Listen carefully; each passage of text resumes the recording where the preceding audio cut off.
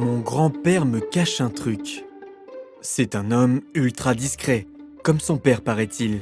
Mais je sens une sorte de trésor enfoui au fond de son jardin depuis la fin de la Deuxième Guerre mondiale. C'est lié à l'armée secrète. Son père l'a dirigée en 1944 en Belgique, tandis que les Alliés débarquaient en Normandie. Dans la famille, on n'en sait pas grand-chose. Personne ne parle, personne ne pose de questions. C'est pas qu'on veut pas, disons que cela ne se fait pas. Alors, je vais mener ma petite enquête. Car à une époque où tout se dit sur les réseaux sociaux, où les entreprises collectent nos données personnelles, relient les comptes entre eux, le secret devient rare et prend de la valeur. Une valeur qui, en pleine crise économique, pourrait bien être le dernier objectif de certaines multinationales. Donc, si la vie privée et ses données ont une quelconque valeur, je la trouverai au travers de l'histoire de l'armée secrète.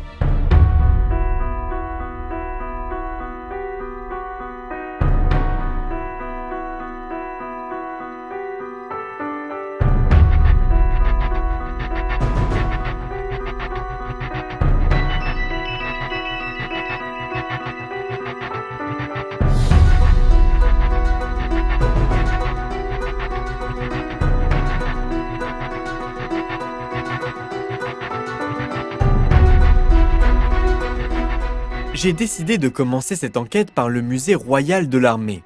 C'est là que j'ai trouvé le dossier militaire de Jules-Joseph Pire. Né en 1878, il entre à l'école de guerre dont il sort en 1910. Il se marie en 1913, entame 14-18 en tant que capitaine en second, réussit avec brio, accumule l'expérience, monte en grade d'année en année, passe major, chef d'état-major, lieutenant-colonel, colonel, général-major, est désigné pour commander les chasseurs ardennais en 1936, est promu lieutenant-général et garde sous son commandement les chasseurs ardennais pendant 3 ans.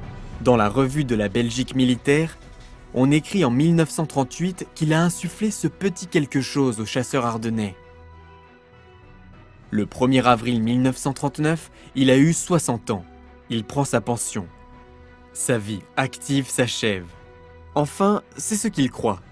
Il ne le sait pas encore, mais dans 5 ans, il sera à la tête de l'armée secrète. Mais l'armée secrète, au fond, c'est quoi ? En résumé, c'est un mouvement de résistance constitué de militaires qui se sont échappés à la fin de la guerre. Une guerre que les Allemands ont gagnée en seulement 18 jours. Tandis que l'armée belge est démantelée, les vainqueurs font des prisonniers. Mais de nombreux militaires passent dans les mailles du filet et retournent discrètement à leur vie privée. Petit à petit, certains vont se réorganiser militairement, constituer ce qui s'appellera l'armée secrète, et faire le nécessaire pour défendre la liberté de leur dernier bien commun, leur pays. Dans un rapport de l'armée secrète, j'ai trouvé 2 chiffres au niveau des effectifs. 34 500 militaires et 40 000 civils. Alors qui étaient-ils ? Qu'ont-ils fait ? J'ai compris qu'il me fallait éplucher la vie privée de l'époque pour trouver toutes ces petites choses que les Allemands n'avaient pas su, parce que leur technologie, bien qu'avancée, ne l'était pas encore suffisamment, à commencer par la vie privée du général. Jules Pire et Flora Lefebvre ont 3 enfants, Charles, Josette et Jean. Charles, son aîné, né en 1914, quelques jours avant son départ pour le front. Le petit ne rencontrera son père qu'à 4 ans. Tu peux t'imaginer un petit garçon d'un homme qui est à la guerre, rien qu'avec des femmes. Ce gosse, pendant 4 ans, a été pourri. Il faisait tout ce qu'il voulait. Absolument tout ce qu'il voulait. Il avait envie de ceci, il avait l'agglomération, et plus précisément le commerce, tout tournait autour de lui. Ma mère n'était pas du tout en état de remonter le courant avec tous ces gens qui faisaient l'inverse de ce qu'il fallait faire. Et quand mon père est rentré, Charles l'a regardé et a dit « Qui est ce monsieur ?» Il avait 4 ans. Et elle a dit, c'est ton papa. Non, c'est pas mon papa. Et alors, papa a voulu le reprendre en main. Et alors, ça a été la catastrophe. Ce gosse était révolté, parce que ce monsieur qui tombait des nues voulait lui faire faire des choses qu'il ne voulait pas faire. Et pendant, ça a été très, très long, hein. Ouh, ça a été très très long, parce qu'il a été toujours très très dur avec Charles, très dur. Il lui faisait faire ses répétitions de mathématiques, par exemple, pour l'école militaire. Et c'était drillé, drillé, drillé, drillé, drillé. Charles était donc parti faire à l'école militaire. Hein. D'abord à Saint-Michel, où il a fait une année scientifique comme moi, et puis alors il a fait l'école militaire. Il devait avoir la pression, ton papa qui était aussi au gradé, non? Ben oui. Ça a été une pression parce que c'était très curieux. Quand Charles a réussi son entrée à l'école militaire, il a fallu qu'il choisisse une arme. Alors, lui, il voulait aller à la cavalerie. Or, papa était un fantassin. Et pour lui, l'infanterie, c'est la reine des batailles. On en a besoin, on ne peut pas s'en passer. Alors, il aurait bien voulu que son fils continue. Donc, il a imposé son veto à mon frère au départ. Alors, mon frère, c'est bien un type c'est typique de la famille, naturellement, a résisté à cette injonction. Et il a dit, puisque tu ne veux pas me laisser passer à la cavalerie, j'irai à l'aviation. Alors, de fil en aiguille, il a préféré aller la laisser à la cavalerie. Bien entendu, Josette a elle aussi eu son lot d'interactions avec son père. D'autant plus qu'ils déménagèrent de nombreuses fois au gré des affectations militaires de celui-ci. J'allais à l'école seule, à pied, et c'était pas tout près, à Bruges, il fallait passer les ponts, etc. Et je revenais le soir, à 4 heures. J'étais avec 2 amis, nous sortions de l'école, comme d'habitude, et nous faisions généralement un bout de chemin ensemble. Et c'est en passant qu'elles devaient déposer chez leurs collègues de leur père une lettre. Mais au lieu de la donner à la servante qui venait ouvrir la porte, la servante nous a fait entrer dans la salle d'attente. Et il y avait énormément de monde. Elle nous a mis tout au fond et nous sommes passés les dernières pour donner simplement cette enveloppe. Et en sortant de là, nous avions 2 heures, presque 2 heures de retard. Quand je suis rentrée, je me sentais très coupable. Je savais ce qui allait se passer parce que mon père a été tellement bouleversé par mon absence, parce qu'il avait déjà prévenu la gendarmerie, il avait prévenu la police, et on ne me retrouvait pas, on ne savait pas où j'étais. Et il a dit « D'où viens-tu » Je dis ben, « De l'école ». Et alors, le retard, alors le premier mensonge de ma vie, et le dernier, j'ai dit il y avait une compétition de religion. Il a dit « Ta maman va aller voir à l'institut si c'est vrai ». Et maman est partie, et pendant tout ce temps-là, je savais ce qui m'attendait. Et quand elle est revenue et qu'elle a dit que c'était pas vrai, il a dit « Viens ». Il a pris le martinet, il m'a soulevé et j'ai eu une, comment dirais-je, une punition. Il m'a dit « Tu ne mentiras plus jamais de ta vie ». Tout au début de sa carrière, il était gendarme. Et c'est son lieutenant de gendarmerie qui l'a poussé à présenter l'école militaire. Il nous reste Jean, le dernier des 3 enfants. Avec 11 ans d'écart entre son grand frère et lui, il suit les directives familiales sans trop avoir le temps de se poser quelque part. Si mes souvenirs sont bons, je n'ai jamais assisté au déménagement proprement dit. On me reléguait chez une de mes tantes à cette époque-là pour que je sois en dehors des pieds. Hein? Puisque tu avais 10 ans. Puisque j'avais 10 ans. La grosse carence que j'ai eue dans toute ma jeunesse, c'est que du fait qu'on a comme ça déménagé à bout de certains temps, je ne me suis pas fait de relations, je ne me suis pas fait d'amis. Et ça, j'en ai toujours souffert. Ça. J'en ai toujours souffert de ça, et c'est peut-être une des raisons pour lesquelles je ne m'extériorise pas tellement. Alors, les souvenirs que je conserve de notre séjour à Mons, ça a été, comment dirais-je, nous habitions boulevard Britannique numéro 9, et c'était donc en périphérie de Mons. Nous avions en face de chez nous, au-delà du boulevard, une grande plaine, ce qu'on appelle la plaine de Nimy, qui est maintenant complètement bâtie. Mais à cette époque-là, c'était une grande plaine qui était séparée du boulevard par une espèce d'égout à l'air libre qu'on appelait le Trouillon, qui sentait mauvais d'ailleurs à certaines époques. Et sur cette plaine, il y avait des détachements militaires qui venaient faire l'exercice. Et c'est comme ça que je voyais partir mon père à cheval le matin.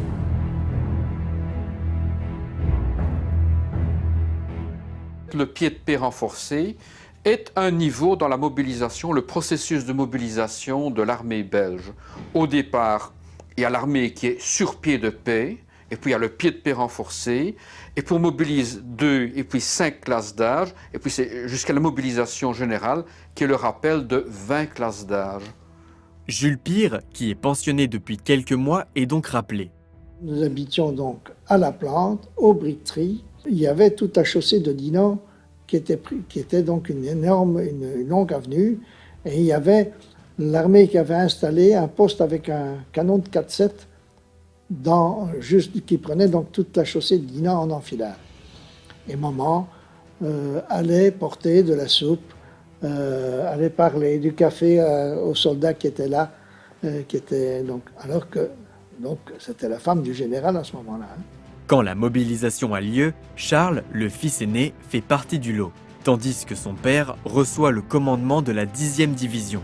Celle-ci est constituée de 3 régiments d'infanterie, 3e, 5e, 6e chasseurs, du 10e régiment d'artillerie, du 8e régiment de génie, un escadron cycliste, un bataillon de troupes de transmission, une compagnie de canons de 4-7 antitanks tractés, une compagnie de canons de 4-7 antitanks sur châssis. Nous disions, la Belgique est organisée pour se défendre, on voyait beaucoup de militaires. Mais la réalité, c'est que la Belgique et les Alliés n'étaient pas vraiment prêts pour cette guerre. En 1939, la Belgique est toujours neutre. Elle suit toujours ce qu'elle a appelé sa politique d'indépendance ou des mains libres depuis 1936.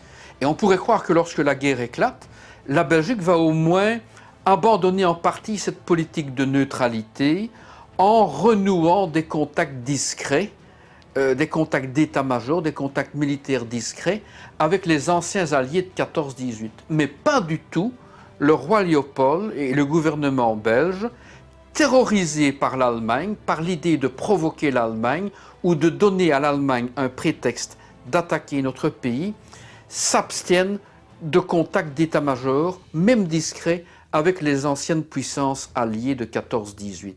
On est à 20 ans de la fin de la Première Guerre mondiale. Et donc, quand on regarde aussi l'âge des responsables politiques, ce sont des gens qui ont connu dans leur chair la Première Guerre mondiale. Et donc, l'idée de nouveau d'être entraîné dans une guerre, parce qu'en 1914, tout le monde est persuadé, bon, je veux dire, il y a cette image qui mériterait d'être questionnée, mais des gens qui partent la fleur au fusil, on est persuadé que la guerre va être très courte. La plupart des soldats sont persuadés qu'à Noël 14, ils seront de retour chez eux. La réalité va leur démontrer qu'il va falloir plus de 4 ans et que c'est plutôt à Noël 18 qu'ils seront chez eux. Et donc, ce souvenir de 14, il est vraiment omniprésent. Et donc, l'idée, si on peut tout faire pour éviter de nouveau d'être entraîné dans une guerre, je crois que ça, c'est quelque chose de vraiment important. Néanmoins, il y avait un plan, des lignes de défense sur lesquelles les troupes allemandes allaient être arrêtées. En théorie. Au début de septembre 1939, l'Allemagne et la France et la Grande-Bretagne sont en guerre. La Belgique espère rester en dehors du conflit, mais on sait très bien que le danger principal vient de l'Allemagne et donc on a organisé des positions défensives face à une possible attaque allemande qui viendra bel et bien le 10 mai 1940.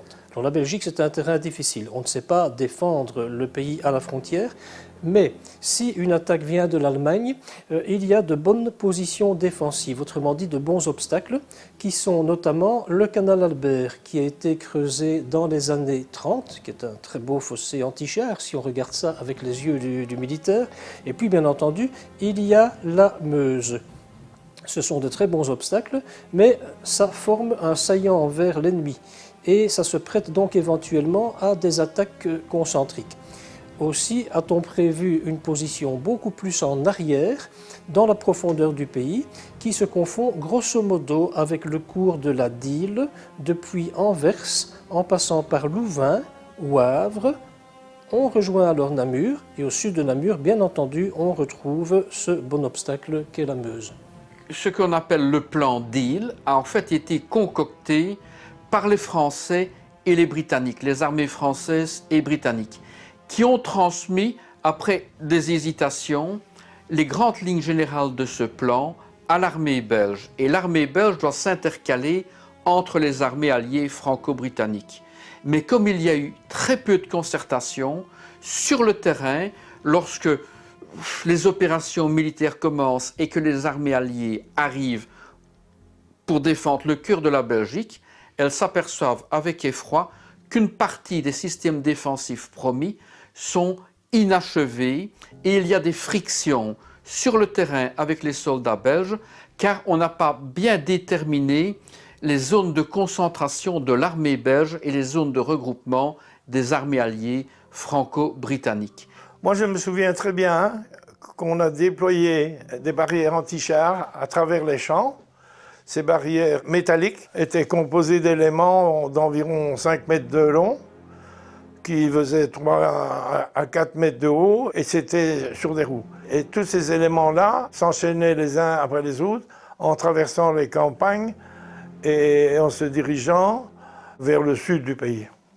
Ça, c'était la ligne KW. Je ne pourrais pas dire si la ligne KW a réellement servi, mais ce qui est certain, c'est que chez nous, à Rosières, ce sont les Anglais d'abord qui sont venus occuper le terrain et pour établir les défenses. On a directement construit des tranchées, comme à la guerre de 14, des tranchées en zigzag. Et également des trous importants qui servaient à installer des mitrailleuses tournantes. Au matin du 10 mai 1940, les Allemands nous attaquent sans déclaration de guerre. Et immédiatement, ils prennent 2 ponts sur le canal Albert ainsi qu'un fort très important qui est le fort d'Eben-Emal. Il est très important parce qu'il est exactement à la charnière de la position du canal Albert et de la Meuse. Les Allemands utilisent un nouveau moyen, ils apportent des troupes par planeur. Les Belges sont attaqués dans le dos et la position du canal Albert est perdue dès le premier jour. À cette confusion environnante, il faut ajouter les diversions allemandes avec ces mannequins parachutés, ainsi qu'une quantité de fausses alertes qui ont fini par endormir la vigilance de certains. Dans notre village, il y avait 2 unités belges. Une unité de transmission avec un central téléphonique. On avait encore le téléphone. Il y avait peu de radio, il n'y avait pratiquement pas de radio à l'armée belge, c'était le téléphone. Et le central téléphonique était de l'autre côté du pont, dans une petite maison ouvrière. Et il s'est fait que, vous en avez sûrement entendu parler, à la suite d'une alerte, les congés et permissions avaient été supprimés pendant un certain temps. Et le 9 mai, c'est-à-dire la veille de l'offensive allemande, on a rétabli les permissions. Je ne sais pas si vous vous rendez compte ce que ça veut dire. Moi, j'habitais l'hôtel de la Gare. Ça veut dire que tous les soldats ont arrosé copieusement le rétablissement des congés et permissions. Et certains ont eu le sommeil très dur. Et à un moment donné, il y avait 5 soldats flamands qui logeaient chez nous, qui étaient logés chez nous. Et à un moment donné, la nuit du 9 au 10, vers 1h30, 2h du matin, le téléphone a sonné. Et c'était un militaire qui demandait si nous habitions loin du central téléphonique. militaires belges parce qu'ils essayaient d'avertir qu'il y avait alerte et le central ne répondait pas. Ce sont des soldats qui étaient couchés chez nous, nous avons envoyés, ils sont allés réveiller leurs camarades qui dormaient dans son central.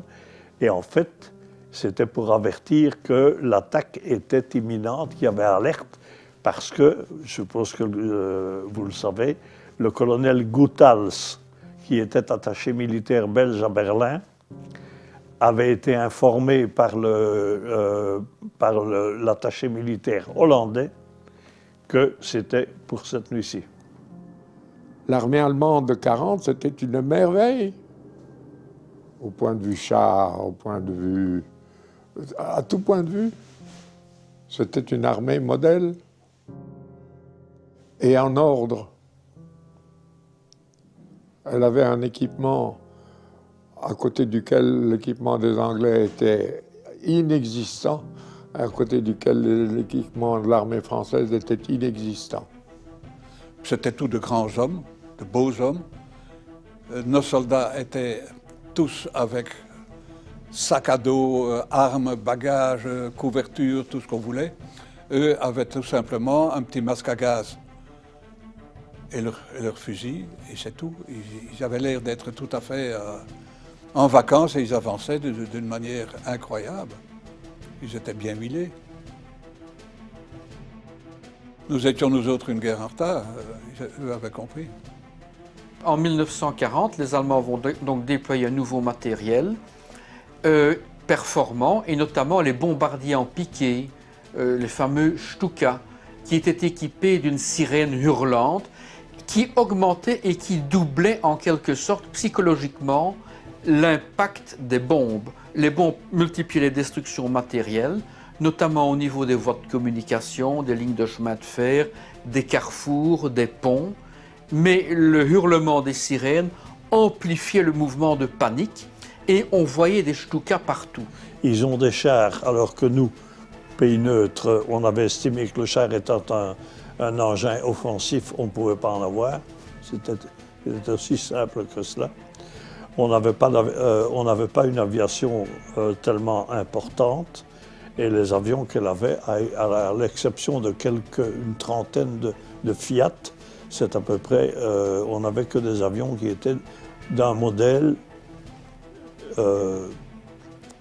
qui n'était pas très avancé. Et en fait, lorsque le danger de guerre s'est précisé et qu'on a voulu acheter, à ce moment-là, plus personne n'avait envie d'en vendre. Ceux qui en fabriquaient, c'était pour eux.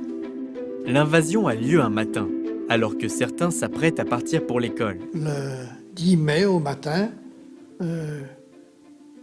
on a entendu passer des avions. On a entendu des coups de feu. Ben, la routine étant la routine, maman m'avait dit, ben, tu vas en classe. Et j'ai été prendre mon tram aux briqueteries. Et à ce moment-là, il n'y a pas eu de tram. Et on est venu dire, ah oui, mais la guerre est déclarée, il n'y a plus personne qui bouge. Ah, j'avais un peu mal à l'estomac. Je devais partir à l'école. On déjeunait. Et je ne sais pas ce qu'on a entendu d'abord. Est-ce la radio, comme quoi les Allemands nous avaient attaqués, ou le bruit de piqué d'un avion allemand. Et c'était le début de la guerre. Et je ne suis pas parti à l'école. Assez normalement, je crois qu'il n'y a pas eu l'école d'ailleurs. C'était l'école à Rosières. Nous étions pensionnaires à l'époque à Basse-Wavre et nous rentrions tous les week-ends chez nous. Très tôt le matin, on nous a rassemblés au restaurant du collège et le supérieur est venu nous faire une déclaration importante, qui avait même un caractère assez solennel. Et il nous a annoncé que la guerre était déclarée, que les Allemands pénétraient en Belgique et qu'ils avaient commencé déjà à bombarder plusieurs villes, plusieurs nœuds ferroviaires, et que nous allions être renvoyés dans notre foyer le matin même. Nous étions donc le vendredi avant la Pentecôte.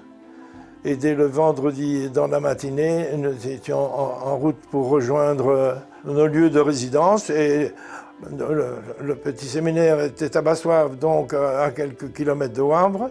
Et nous habitions à cette époque-là, on habite toujours, partie de la famille, à Rosières, donc il y avait un bon 7 km.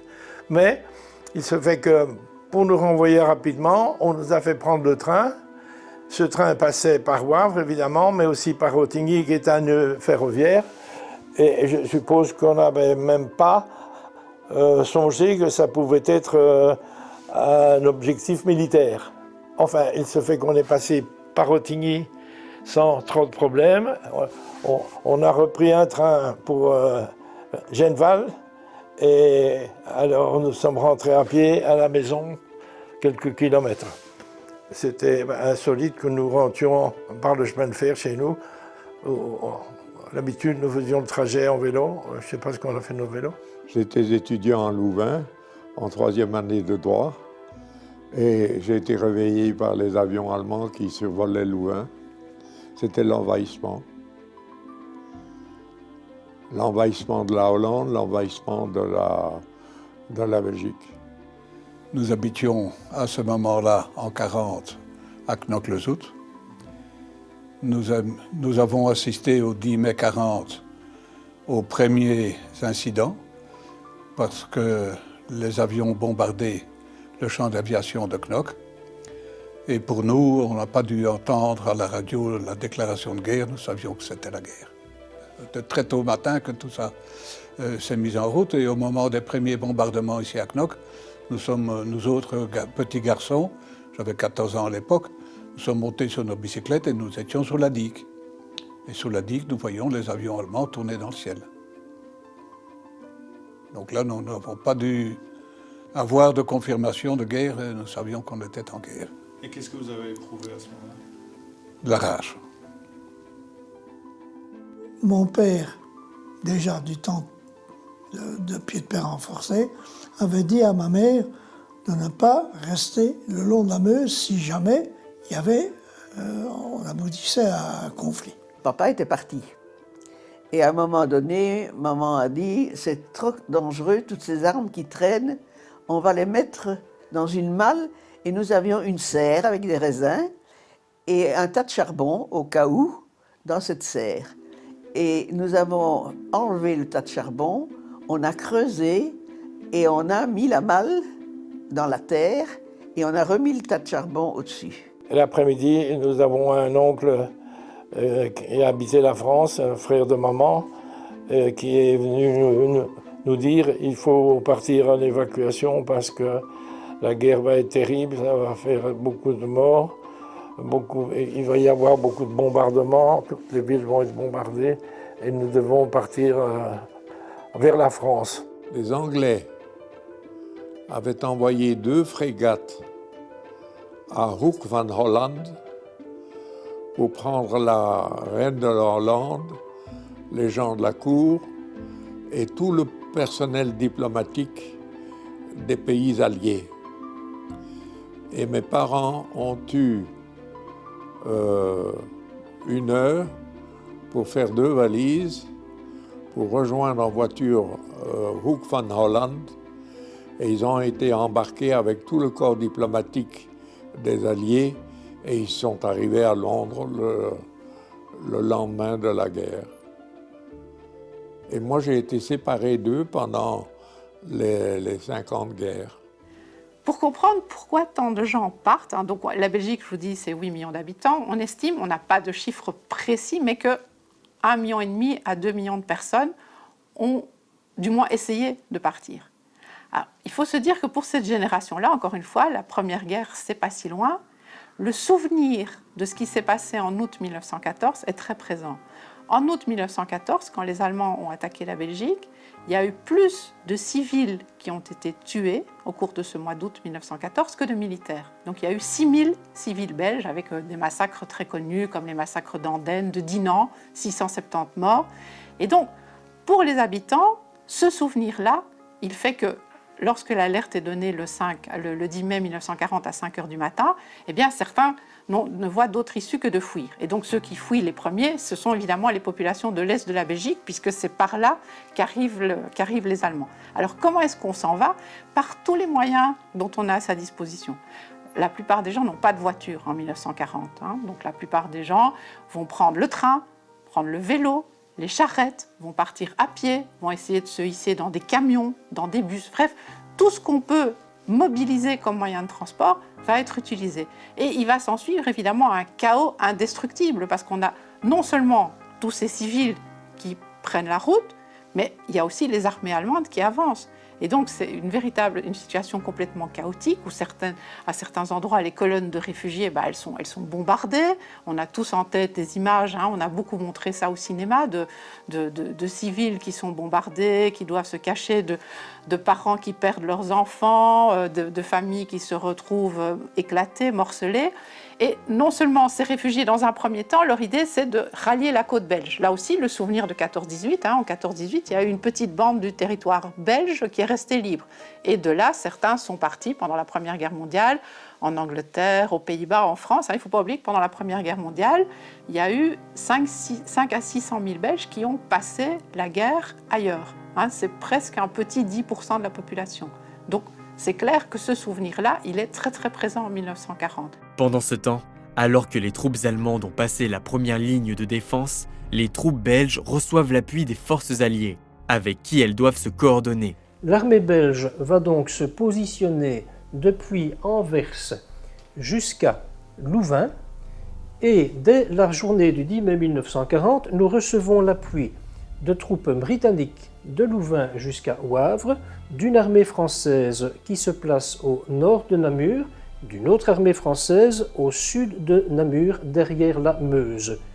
Et la 10e division d'infanterie du général Pire se trouve dans le secteur de Louvain, qui est exactement le point de jonction entre les forces belges et les forces britanniques. Pendant qu'il était en position à Louvain, il a appris qu'il y avait une division anglaise qui venait en soutien et qui devait théoriquement l'occuper. Alors, comme il a dit, moi je n'ai pas d'ordre de retraite, je reste sur place. Si vous voulez vous installer votre artillerie et tout ça derrière, vous pouvez le faire, tant mieux, on a 2 artilleries plutôt qu'une. Or, cette division était commandée par le général Montgomery. Il devait céder la place à Montgomery. Il a eu l'ordre de retrait. Cet ordre, je crois, si mes souvenirs sont bons, dû lui arriver pendant la nuit d'ailleurs, vers 11h du soir. Et il l'a fait. Il a cédé. Une demi-heure après, je ne sais pas comment les Allemands le savaient, mais les Allemands ont attaqué et les Anglais ont été déboutés des positions. Ce qui fait que papa a dû réoccuper les positions. Il a remis aux Anglais, rebelote, de nouveau la même chose. Il a été 2 fois reprendre Louvain. Voilà ce qu'il m'a dit. Et ça s'est passé 2 fois consécutivement, et puis alors, vers 4h du matin, il a dit, écoutez, maintenant, moi, je recule, parce que dès qu'il va faire jour, je vais attraper les Stukas sur le dos. À un moment donné, dans leurs explications, probablement la 2e fois, où il a dû retourner, il a dû dire à Montgomery, mais vous feriez bien d'apprendre votre métier. Voilà. Le général Pire voulait continuer à défendre Louvain avec les unités belges, et les Britanniques estimaient que c'était à eux de défendre Louvain. Et à un moment donné, le général Pire a failli se faire arrêter vers le 12-13 mai 1940 par ses collègues britanniques qui estimaient que c'était un gêneur. Et il y a eu des frictions entre les troupes belges et les troupes britanniques sur le terrain et au niveau du général Pire avec l'état-major anglais présent à ce moment là-bas. C'est un exemple de mauvaise coordination de troupes sur le terrain et de mauvaise concertation entre généraux devenus alliés quand même. Ça, ce sont les incidents de Louvain. Malheureusement, l'attaque allemande qui s'était déclenchée au nord, dans la région du canal Albert, n'est en fait qu'une attaque secondaire. L'attaque principale va avoir lieu au travers des Ardennes pour forcer le passage de la Meuse dans la région de Sedan. Les Allemands vont y réussir très vite et ils vont alors entamer un mouvement qui est vraiment un coup de faucille en direction de la mer et de l'embouchure de la Somme, de telle façon que ces troupes seront prises dans un grand piège. Pendant que Jules et Charles sont quelque part au front, que Josette et sa maman fuient en train, Jean, qui est censé les rejoindre avec un autre train, est contraint de changer ses plans. Trouver un vélo et improviser. J'ai trouvé là, dans les hôtels qui avaient été en partie démolis, de quoi boire, ce que j'ai fait, et puis j'ai continué. Je suis arrivé sur les hauteurs de Tournai, où j'ai vu le bombardement de Tournai. Je suis passé donc à travers, quand c'était fini, pour arriver à Dottigny, où j'ai été recueilli par Madame Arendt. Et quoi, t'étais en vélo sur les collines là? Oui. Un vélo. Et t'étais tout seul et j'étais tout seul. Ah oui, j'ai vu bombarder. J'ai vu bombarder le Tournai, ce qui n'était pas... Et d'ailleurs... Qu'est-ce que tu ressentais quand tu voyais ça? Ce que je ressentais... Est-ce que tu étais effrayé? Ben, si, oui, j'étais effrayé. J'étais effrayé, d'ailleurs ça aura une conséquence après, parce que arrivé à Moucron, nous y sommes restés exactement 3 jours. 3 jours après, débarquaient les Anglais qui mettaient tout le monde à la porte parce qu'ils disaient on va se battre par ici, allez il faut partir. Ce qui fait que avec là, pendant que j'étais là pendant les 3 jours, j'ai fait connaissance un ou deux jeunes hommes, je ne saurais plus dire comment ils s'appelaient, et nous sommes partis à vélo tous les 3, puisqu'il fallait partir. Et nous avons monté comme ça le long de la frontière, Menin. Nous sommes arrivés à Dunkerque. Je me dis, mais ça ne va pas, on ne va pas rester à ne rien faire.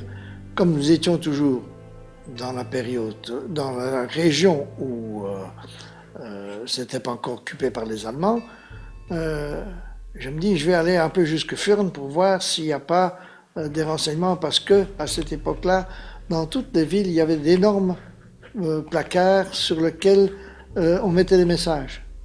Je suis passé à tel, je suis passé, je vais à l'eau. Et j'étais voir si papa était là, mais il n'y avait rien. Et à ce moment-là, Furnes a été bombardée. Eh bien... J'étais en plein dedans. Hein. On panique. Hein. On panique au point où j'ai vu une entrée de magasin. Je me suis couché à plat avec mon vélo dessus, croyant que j'étais protégé par mon vélo. Je n'avais pas de protection, mais pour vous dire. Et puis dès que ça a cessé, je suis remonté sur mon vélo et je suis parti retrouver à Havre-Capelle les copains. Pendant ce temps, la fille et la femme du général voyagent en train, en direction des côtes françaises. Nous sommes arrivés au port de Boulogne, où tout était encore relativement calme. Il y avait beaucoup de passages, de troupes, c'était effrayant, il y avait de tout. Il y avait même des soldats qui transportaient leurs bagages avec une perche sur l'épaule et des trucs au debout, exactement comme en Asie. Et à un moment donné, nous étions assis, comment dirais-je, il y avait une espèce de cabane, de baraque, de douane ou de je ne sais pas quoi, fermée. Les obus ont commencé à tomber partout. Il y en avait partout. Il y en avait... Maman disait son chapelet. Elle disait son chapelet tout haut. Et à un moment donné, j'ai entendu un bruit de verre et plus rien. Plus un mot, rien du tout. Et j'ai regardé, et alors j'ai vu évidemment, elle avait le crâne ouvert, elle avait évidemment du sang, et en plus de ça, le clic que j'avais entendu de verre, c'était une bouteille de vin qu'elle avait à côté d'elle et qui avait été cassée, ce qui fait que mon souvenir, il y avait beaucoup de rouge. C'était du vin rouge avec du sang, enfin bref. Et à ce moment-là, le médecin qui était là, je ne sais pas comment ça s'est fait, on devenait fou, hein? On devenait complètement fou. il m'a dit, il ne faut pas rester là. Il avait probablement vu que pour le moment, c'était inutile. Nous avons couru pour trouver un abri. Donc, nous étions au port, hein, face à l'eau. Hein. Et il y avait toutes les maisons du port. On a été frappés aux maisons pour qu'on nous ouvre. Et les Français ne voulaient pas ouvrir. Hein. Enfin, il y en a quand même une porte qui s'est ouverte. Nous nous sommes engagés dedans, tous les deux, le chose et moi, et on est descendu à la cave où il y avait déjà plein de monde. Et alors, les obus tombaient tellement près que nous avons eu l'impression qu'il y avait des gaz. Alors, on a pris des mouchoirs, on a essayé de se mettre des mouchoirs sur le nez pour ne pas être gazé, etc. Mais c'était simplement l'odeur de la poudre. Ça tombait tellement près qu'on sentait l'odeur de la poudre des obus. Lui est parti. Il a dit, je vais voir votre maman maintenant. J'oublie qu'il y avait une dame aussi, qui était avec nous depuis le départ. Et à deux, nous sommes sortis quand il n'y a plus eu d'obus. Cette personne et moi, on a dû chercher un abri, parce que je ne voulais pas quitter Boulogne tant que maman vivait encore, tant que je ne l'avais pas revue. Et nous avons trouvé une maison où nous sommes restés pendant 3 jours. Il y avait des Allemands qui tiraient des toits. Mais je me suis dit, tant pis, on verra bien. Et alors, avec la dame, nous sommes allés à l'hôpital. Et là, j'ai dit, je veux bien rester, travailler ici, laver, nettoyer, mais je veux rester avec ma mère. Mais je ne l'ai pas revue. Maman avait beaucoup d'argent sur elle. Et la dame est allée prendre cet argent et a dit à maman, parce qu'elle se disait, elle est dans le coma, mais elle entend encore. Elle a dit, c'est pour Josette, je vais remettre ça à Josette. Et elle m'a remis l'argent. Et puis, nous sommes partis. Il n'y avait rien à faire, nous sommes partis. On ne voulait pas me... Elle était morte, hein. Elle était morte. La religieuse a dit, de toute façon, ce sera une fosse commune, on la mettra dans une fosse commune, mais je m'arrangerai pour la mettre au-dessus, qu'elle soit facile à retrouver. Nous sommes partis à pied pour revenir en Belgique. On a suivi des routes où il y avait encore des restes de bombardements, il y avait encore des corps en morceaux, des petites jambes d'enfants, des petits souliers, Oui. Et nous sommes arrivés avec tout ça dans la tête au bord de la Lys, où nous a repêché, tu sais, celui qui fait les Vandenboortel, les huiles, Isegem. Eh bien, ce monsieur venait avec son chauffeur et une grosse voiture. Il venait d'Isegem, où il avait son usine d'huile, parce qu'il avait sur la Lys des péniches avec des arachides. Pour lui, ces péniches d'arachides. Et il venait voir dans quel état elles étaient, ces péniches. Figure-toi que toutes celles qui étaient avant étaient coulées, qui n'étaient pas à lui, et toutes celles d'après qui n'étaient pas à lui étaient coulées aussi. Il y avait les siennes qui étaient restées donc en parfait état. Il était tellement content que quand il s'est arrêté, il a dit « Vous venez d'où ?» Enfin, on lui a raconté un petit peu ce qui s'était passé, etc. Il nous a pris en voiture, et alors il m'a ramené chez lui, où je suis restée. Il m'a vraiment... Ils ont été charmants. Ils m'ont gardé comme si j'étais leur fille, hein, jusqu'à ce qu'on ait retrouvé papa. À la fin du mois de mai, le piège s'est vraiment refermé. La totalité de l'armée belge ainsi que des troupes britanniques et françaises se trouvent prises au piège dans la poche de Dunkerque. Hitler les tient. Il a la main sur le territoire matériel en quelque sorte. Mais il commence aussi à envahir les esprits, ce pourquoi il est doué, en lâchant des tracts pour faire ployer la volonté des derniers résistants. À ce moment-là, la bataille est devenue désespérée et pour éviter des pertes inutiles, le roi Léopold décide de capituler pendant que la plus grande partie des troupes britanniques et aussi un bon nombre de soldats français peuvent rembarquer à Dunkerque. Les Britanniques vont pouvoir sauver leurs hommes, pas leur matériel, mais leurs hommes, c'est le principal. Beaucoup de soldats français aussi peuvent évacuer à partir de Dunkerque. Et c'est une opération extraordinaire où l'on voit tout ce qui peut flotter, qui est réquisitionné, y compris les petits bateaux de pêche, les petits bateaux de plaisance, qui viennent rechercher tous ces hommes sur les plages de Dunkerque pour les ramener vers les côtes britanniques. Et à partir de là, bien entendu, ils pourront continuer la lutte.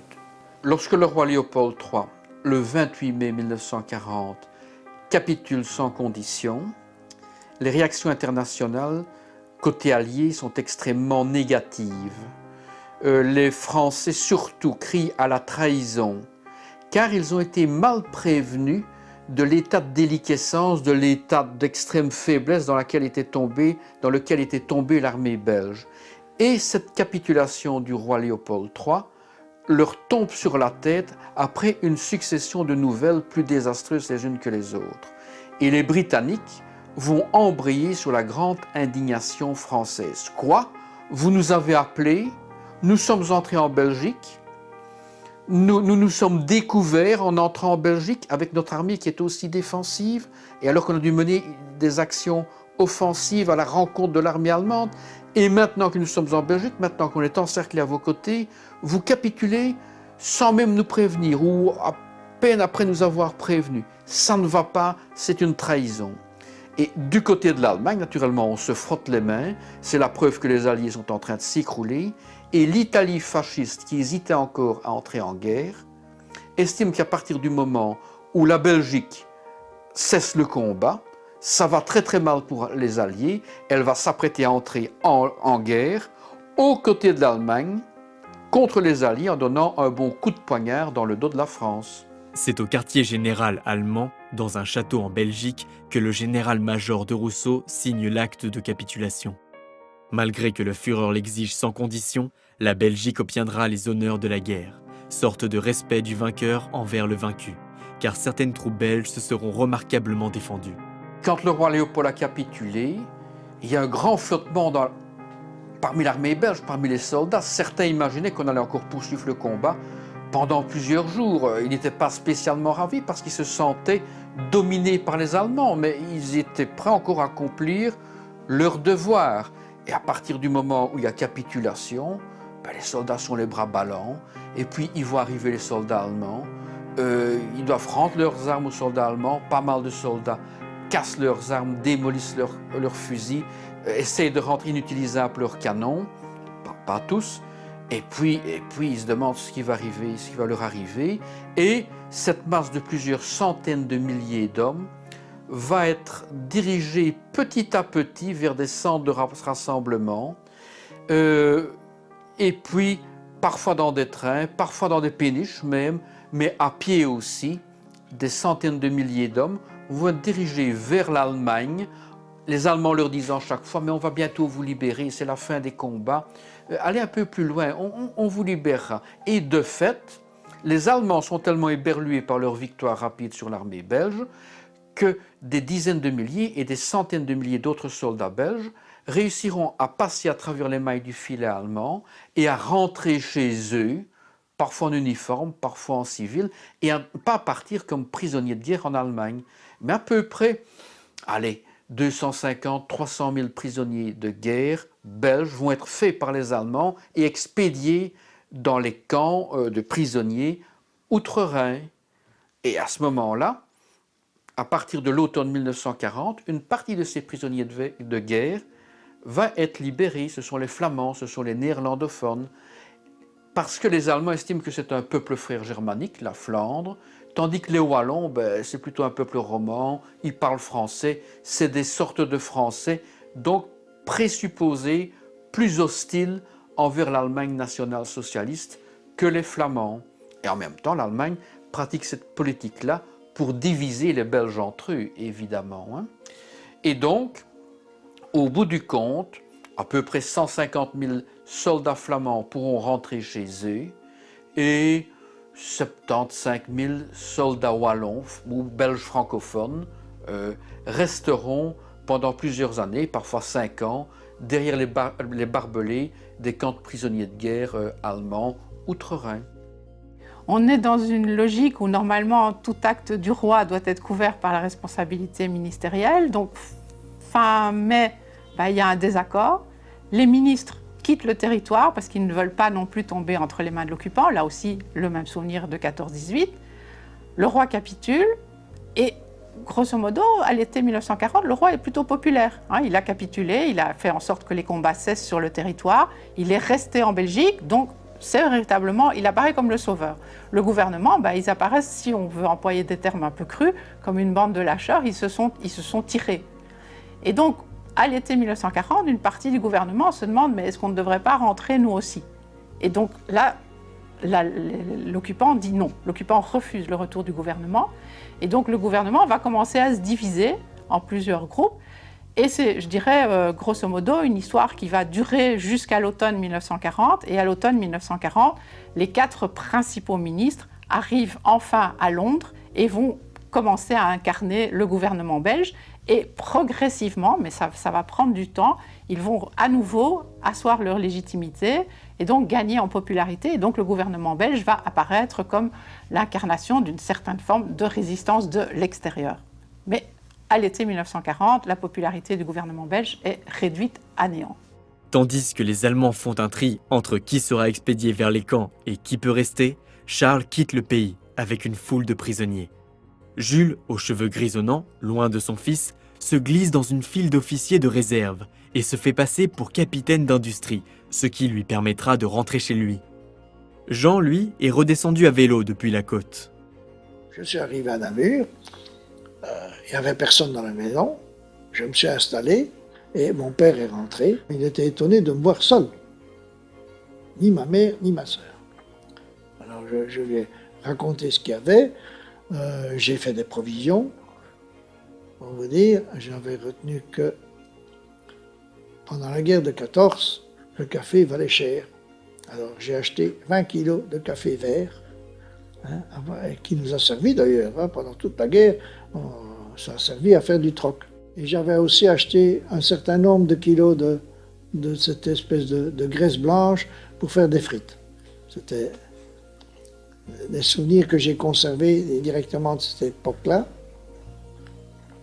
Jusqu'au jour donc où mon oncle est venu en disant que Josette avait refait surface et que il nous annonçait que maman avait été tuée donc, dans le bombardement de Boulogne. Après le retour de France, où il s'était passé beaucoup d'événements, comme tu sais, j'ai trouvé des cigarillos, un paquet de cigarillos dans le bureau de papa. Et il avait marqué dessus le dernier cadeau de ma bien-aimée Flora. Ça, je n'aurais jamais cru de papa, de ma bien-aimée Flora. Il devait aimer ma mère d'une façon extraordinaire, mais très retenue, d'une façon très, comment dirais-je, je ne dirais pas froide, parce que ça, ce serait l'inverse, mais manifester ouvertement ses sentiments, ça, il ne le faisait pas. Il y avait beaucoup de jours où il appelait ce qu'il appelait le spleen, c'est-à-dire une espèce de mélancolie. Il avait des bouquins de mathématiques avec des problèmes en quantité et il passait son temps à faire des, des exercices et il essayait de trouver la solution. Ça a été un gros drame. Pour lui, qui s'est enfermé dans une tour d'ivoire d'ailleurs, papa. Et Josette, elle, était donc, après avoir subi tout son exode, a dû remplacer maman et lui prendre en main toute la maison. La vie va donc reprendre son cours, mais sous la domination allemande. Une ambiance très particulière, car tandis que l'Allemagne et la collaboration s'installent, Jules Pire est sollicité pour entrer dans la résistance par le colonel Charles Claser, un des fondateurs de l'armée secrète.